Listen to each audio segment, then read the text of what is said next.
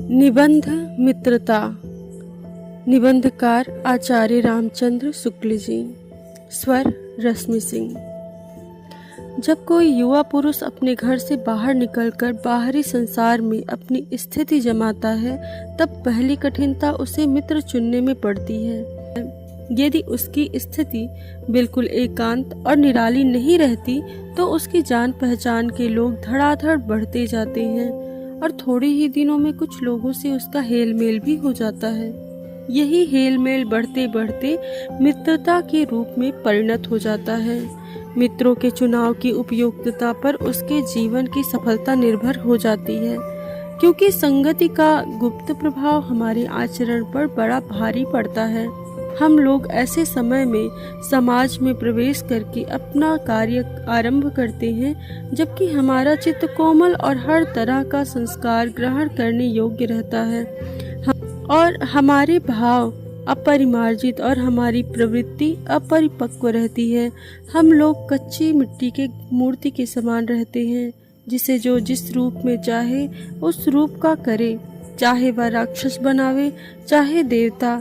ऐसे लोगों का साथ करना हमारे लिए बुरा है, जो हमसे अधिक दृढ़ संकल्प के हैं, क्योंकि हमें उनकी हर एक बात बिना विरोध के मान लेनी पड़ती है।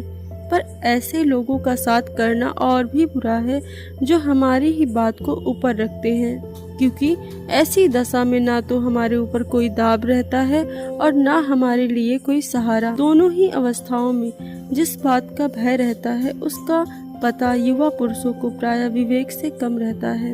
यदि विवेक से काम लिया जाए तो यह भय नहीं रहता, पर युवा पुरुष प्रायः विवेक से कम काम लेते हैं। कैसे आश्चर्य की बात है कि लोग एक घोड़ा लेते हैं तो उसके गुण दोषों को कितना परख लेते हैं, पर किसी को मित्र बनाने में उसके पूर्व आचरण और प्रकृति आदि कुछ भी विचार और अनुसंधान नहीं करते।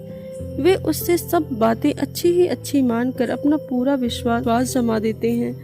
हंसमुख चेहरा, बातचीत का ढंग, थोड़ी बहुत चतुराई या साहस, ये दो चार बातें किसी में देखकर लोग चटपट उसे अपना बना लेते हैं। हम लोग यह नहीं सोचते कि मैत्री का उद्देश्य क्या है तथा जीवन के व्यवहार में उसका मूल्य भी क्या है। यह बात हमें नहीं सोचती कि यह ऐसा साधन है जिससे आत्मशिक्षा का कार्य बहुत सुगम हो जाता है। एक प्राचीन विद्वान का वचन है, विश्वास पात्र मित्र से बड़ी भारी रक्षा रहती है। जिसे ऐसा मित्र मिल जाए उसे समझना चाहिए कि खजाना मिल गया। विश्वास पात्र मित्र जीवन की एक औषधि है। हमें अपने मित्र से यही आशा रखनी चाहिए कि वे उत्तम संकल्पों से हमें दृढ़ करेंगे, दोष और त्रुटियों से हमें बचाएंगे, हमारे सत्य, पवित्रता और मर्यादा के प्रेम को पुष्ट करें। जब हम कुमार्ग पर पैर रखेंगे तब वे हमें सचेत करेंगे, जब हम हतोत्साहित होंगे तब वे हमें उत्साहित करेंगे। सारांश यह है कि वे हमें उत्तमता पूर्वक जीवन निर्वाह करने में हर तरह से सहायता देंगे। सच्ची मित्रता से उत्तम वैद्य की सी निपुणता और परख होती है। अच्छी से अच्छी माता का सा धैर्य और कोमलता होती है। ऐसी ही मित्रता करने का प्रयत्न पुरुष को करना चाहिए। छात्रावास में तो मित्रता की धुन सवार रहती है। मित्रता हृदय से उमड़ पड़ती है। पीछे के जो स्नेह बंधन होते हैं, उसमें ना तो उतनी उमंग रहती है और ना उतनी खिन्नता। बाल मैत्री में जो मनन करने वाला आनंद होता है, जो हृदय को बेधने वाली ईर्ष्या होती है, वह और कहाँ। कैसी मधुरता और कैसी अनुरक्ति होती है, कैसा अपार विश्वास होता है। हृदय के कैसे कैसे उद्गार निकलते हैं। वर्तमान कैसा आनंदमय दिखाई पड़ता है और भविष्य के संबंध में कैसी लुभावनी कल्पनाएं मन में रहती हैं। कितनी जल्दी बातें लगती हैं और कितनी जल्दी मानना मनाना होता है। सहपाठी की मित्रता, इस उक्ति में हृदय की कितने भारी उथल पुथल का भाव भरा हुआ है। किंतु जिस प्रकार युवा पुरुष की मित्रता स्कूल के बालक की मित्रता से दृढ़, शांत और गंभीर होती है, उसी प्रकार हमारी युवावस्था के मित्र बाल्यावस्था के मित्रों से कई बातों में भिन्न होते हैं। मैं समझता हूँ कि मित्र चाहते हुए भी बहुत से लोग मित्र के आदर्श की कल्पना मन में करते होंगे, पर इस कल्पित आदर्श से तो हमारा काम जीवन की झंझटों में चलता नहीं। सुंदर प्रतिमा, मन भावनी चाल और स्वच्छंद प्रकृति, यही 2-4 बातें देखकर मित्रता की जाती है। पर जीवन संग्राम में साथ देने वाले मित्रों में इनसे कुछ अधिक बातें चाहिए। मित्र केवल उसे नहीं कहते जिसके गुणों की तो हम प्रशंसा करें, पर जिससे हम स्नेह ना कर सके, जिससे अपने छोटे मोटे काम तो हम निकाल जाएं, पर भीतर ही भीतर घृणा करते रहें। मित्र सच्चे पथ प्रदर्शक के समान होना चाहिए, जिस पर हमारा पूरा भरोसा हो सके। भाई के समान होना चाहिए, जिसे हम अपनी प्रीति पात्र बना सके। हमारे और हमारे मित्र के बीच सच्ची सहानुभूति होनी चाहिए, ऐसी सहानुभूति जिससे एक के हानि लाभ को दूसरा अपना हानि लाभ समझे। मित्रता के लिए यह आवश्यक नहीं है कि 2 मित्र एक ही प्रकार का कार्य करते हों या एक ही रुचि के हों। इसी प्रकार प्रकृति और आचरण की समानता भी आवश्यक या वांछनीय नहीं। 2 भिन्न प्रकृति के मनुष्यों में बराबर प्रीति और मित्रता रही है। राम धीर और शांत प्रकृति के थे, लक्ष्मण उग्र और उद्दत स्वभाव के थे, पर दोनों भाइयों में अत्यंत प्रगाढ़ स्नेह था। उदार तथा उच्चासय कर्ण और लोभी दुर्योधन के स्वभाव में कुछ विशेष समानता न थी, पर उन दोनों की मित्रता खूब निभी। यह कोई भी बात नहीं है कि एक ही स्वभाव और रुचि के लोग में ही मित्रता हो सकती है। समाज में विभिन्नता देखकर लोग एक दूसरे की ओर आकर्षित होते हैं। जो गुण हम में नहीं है, हम चाहते हैं कि ऐसा कोई मित्र मिले जिसमें वे गुण हो। चिंताशील मनुष्य प्रफुल्लित चित्त का साथ ढूंढता है, निर्बल बलि का, धीर उत्साही का। उच्च आकांक्षा वाला चंद्रगुप्त युक्ति और उपाय के लिए चाणक्य का मुंह ताकता था।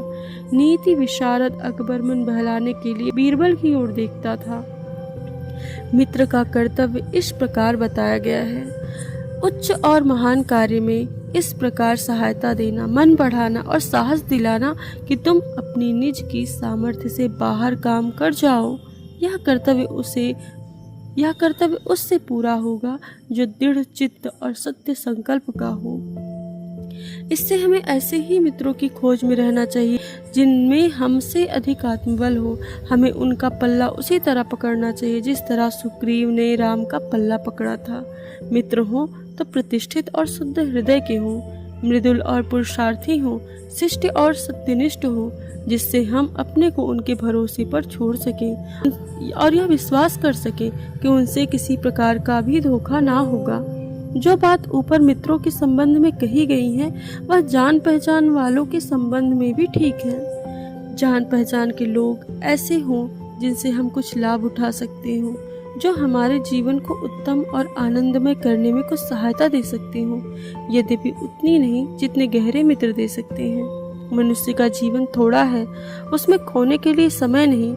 यदि क, ख और ग न हमारे लिए कुछ कर सकते हैं, न कोई बुद्धिमानी या विनोद की बातचीत कर सकते हैं, न कोई अच्छी बात बतला सकते हैं, न सहानुभूति द्वारा हमें ढांढस बंधा सकते हैं, न हमारे आनंद में सम्मिलित हो सकते हैं, न हमें कर्तव्य का ध्यान दिला सकते हैं, तो ईश्वर हमें उनसे दूर ही रखे। हमें अपने चारों ओर जड़ मूर्तियां सजाना नहीं है। आजकल जान पहचान बढ़ाना कोई बड़ी बात नहीं है। कोई भी युवा पुरुष ऐसे अनेक युवा पुरुषों को पा करके उनके साथ थिएटर देखने जाएंगे, नाच रंग में जाएंगे, सैर सपाटे में भी जाएंगे, भोजन का निमंत्रण भी स्वीकार करेंगे।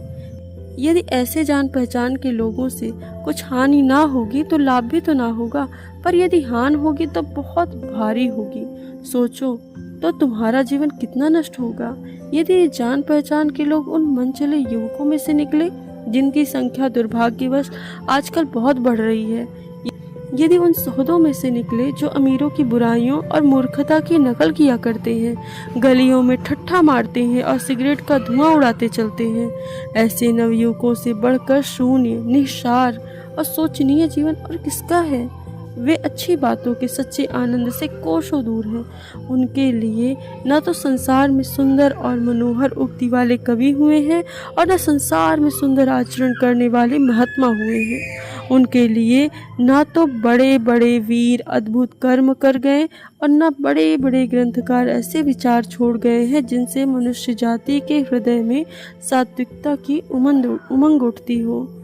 उनके लिए फूल पत्तियों में कोई सौंदर्य नहीं, झरनों के कल कल में मधुर संगीत नहीं, अनंत सागर तरंगों में गंभीर रहस्यों का आभास नहीं, उनके भाग्य में सच्चे प्रयत्न और पुरुषार्थ का आनंद नहीं, उनके भाग्य से सच्ची प्रीति का सुख और कोमल हृदय की शांति नहीं, जिनकी आत्मा अपने इंद्रिय विषयों में ही लिप्त है, जिनका हृदय नीचाशयों और कुत्सित विचारों से कलुषित है, ऐसे नाशोन्मुख प्राणियों को दिन दिन अंधकार में पतित होते देख कौन ऐसा होगा जो तरस ना खाएगा। उसे ऐसे प्राणियों का साथ ना करना चाहिए। मकदूनिया का बादशाह डेमेट्रियस कभी कभी राज्य का सब काम छोड़ अपने ही मेल के 10-5 साथियों को लेकर विषय वासना में लिप्त रहा करता था। एक बीमारी का बहाना करके इसी प्रकार वह अपना दिन काट रहा था। इसी बीच उसका पिता एक दिन उससे मिलने के लिए गया और उसने एक हंसमुख जवान की कोठरी से बाहर निकलते देखा। जब पिता कोठरी के भीतर पहुंचा तब डेमेट्रियस ने कहा, जड़ ने मुझे छोड़ दिया है। पिता ने कहा, हाँ ठीक है, वह दरवाजे पर मुझे मिला था। कुसंग का जड़ सबसे भयानक होता है। यह केवल नीति और सद्वृत्ति का ही नाश नहीं करता बल्कि बुद्धि का भी क्षय कर देता है। किसी युवा पुरुष की संगति यदि बुरी होगी तब वह उसके पैरों में बंधी चक्की के समान होगी जो उसे दिन दिन अवनति के गड्ढे में गिराती जाएगी। यदि अच्छी होगी तो सहारा देने वाली बाहु के समान होगी जो उसे निरंतर उन्नति की ओर उठाती जाएगी। इंग्लैंड के एक विद्वान को युवावस्था में राज दरबारियों में जगह नहीं मिली। इस पर जिंदगी भर वह अपने भाग्य को सराहता रहा। बहुत से लोग तो इसे अपना बड़ा भारी दुर्भाग्य समझते, पर वह अच्छी तरह जानता था कि वहाँ बुरे लोगों की संगति में पड़ता जो उसकी आध्यात्मिक उन्नति में बाधक होते। बहुत से लोग ऐसे होते जिनकी घड़ी भर के लिए साथ भी बुद्धि को भ्रष्ट कर देती, क्योंकि उतने ही बीच में ऐसी ऐसी बातें कही जाती जो कानों में ना पड़नी चाहिए। चित्त पर भी ऐसे प्रभाव पड़ते जिनसे उनकी पवित्रता का नाश हो जाता। बुराई अटल भाव धारण करके बैठती है। बुरी बातें हमारी धारणा में बहुत दिनों तक टिकती हैं। इस बात पर प्राय सभी लोग जानते हैं कि भद्दे व फूहड़ गीत जितनी जल्दी ध्यान पर चढ़ते हैं उतनी जल्दी कोई गंभीर या अच्छी बात नहीं। एक बार एक मित्र ने मुझसे कहा कि उससे लड़कपन में कहीं से एक बुरी कहावत सुन पाई थी जिसका ध्यान वह लाख चेष्टा करता है कि ना आए पर बार बार आता है। जिन भावनाओं को हम दूर रखना चाहते हैं, जिन बातों को हम याद नहीं करना चाहते, वे ही बार बार हृदय में उठती हैं और बेधती हैं। अतः तुम पूरी चौकसी रखो। ऐसे लोगों को कभी साथी ना बनाओ जो अश्लील, अपवित्र और फूहड़ बातों से तुम्हें हंसाना चाहें। सावधान रहो, ऐसा ना हो कि पहले पहले तुम इसे बहुत ही सामान्य बात समझो और सोचो कि एक बार ऐसा हुआ फिर ऐसा ना होगा, अथवा तुम्हारे चरित्र बल पर ऐसा प्रभाव पड़ेगा कि ऐसी बातें बकने वाले आगे चलकर आप ही सुधर जाएंगे। नहीं, ऐसा नहीं होगा। जब एक बार मनुष्य अपना पैर धीरे धीरे उन बुरी बातों में अभ्यस्त होते होते तो तुम्हारी घृणा कम हो जाएगी। पीछे तुम्हें उनसे चिढ़ ना मालूम होगी, क्योंकि तुम यह सोचने लगोगी कि चिढ़ने की बात ही क्या है। तुम्हारा विवेक बुराई के भक्त बन जाओगे। अतः हृदय को उज्जवल और निष्कलंक रखने का सबसे अच्छा उपाय यही है कि बुरी संगत की छूत से बचो। ये एक पुरानी कहावत है कि काजल की कोठरी में कैसो मुँह सयान हो जाए, एक लेख काजर की लागी है पर लागी है। यह मित्रता निबंध आचार्य रामचंद्र शुक्ल जी के द्वारा लिखा गया निबंध है। मित्रता जीवनोपयोगी विषय पर लिखा गया एक उच्च कोटि का निबंध है। इसमें बाल मनोविज्ञान का चित्रण किया गया है। बालक अपने घर से लेकर पढ़ाई के समय जब वह छात्रावास आदमी रहता है वहाँ का वातावरण कैसा है उसको प्रभावित करता है। उसी का उल्लेख इस निबंध में किया गया है कि कोई कितना भी सतर्कता दिखाए परंतु मित्रता के जीवन चरित्र का प्रभाव दूसरे मित्र के ऊपर असर अवश्य डालता है। इसमें यह भी दर्शाया गया है कि सच्चा मित्र पथ प्रदर्शक की भांति होता है, क्योंकि वह मित्र को सन्मार्ग पर चलने के लिए प्रेरित करता है। धन्यवाद।